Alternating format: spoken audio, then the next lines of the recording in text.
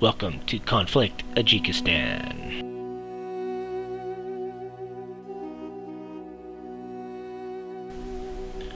With the recent war in Afghanistan now working towards a peace treaty with the Taliban, and complete uncertainty in the world, the Middle East is unstable, and the people of Adjikistan have broken away from the three countries they border and have developed their own country that is recognized by the UN as their own.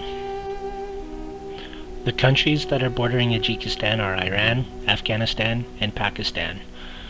The population of Adjikistan is roughly 9 million people, mostly clustered into settlements along the coast, with very small inland towns and villages scattered throughout the country. The capital of the country is Dalitabar. It is located on the southern coast of the Gulf of Oman. The climate is a hot desert climate throughout the country. The interior is largely comprised of mountains and very sparse desert. It is a very poor area, as there has yet to be much development due to the large number of immigrants in the region, with the majority of population being made up of Baluch, Sistani, Persians, Kurds, Brahui, and Gypsies found throughout the area, mainly speaking Balochi and practice Islam and are predominantly Sunni.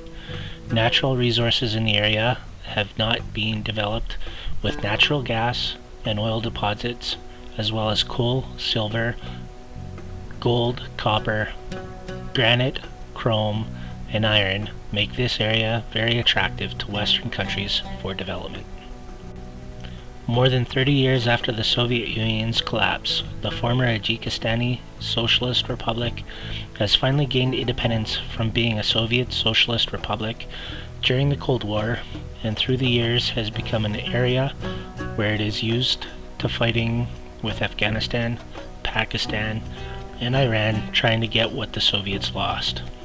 Their charismatic Nawfal al-Ismail was appointed Adjikistan's first president.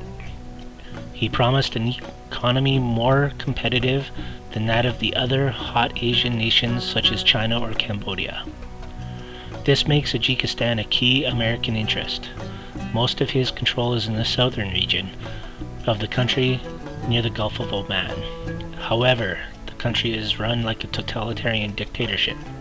Most of the country is controlled by the large rebel movement that threatens to destabilize the government with its lawlessness and warlordism mentality and no real government control.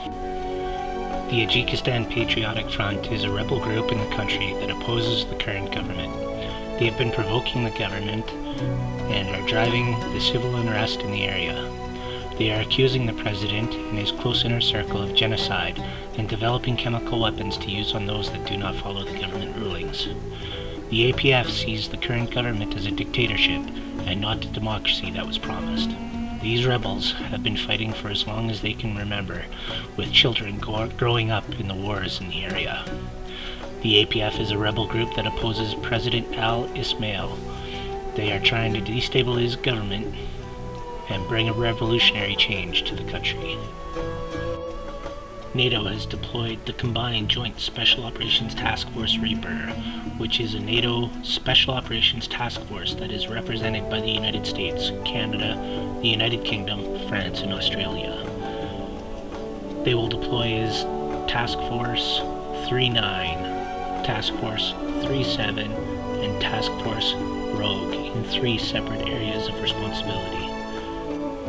These 3 task forces will have different missions to help bring stability to the area and also support the NATO objective.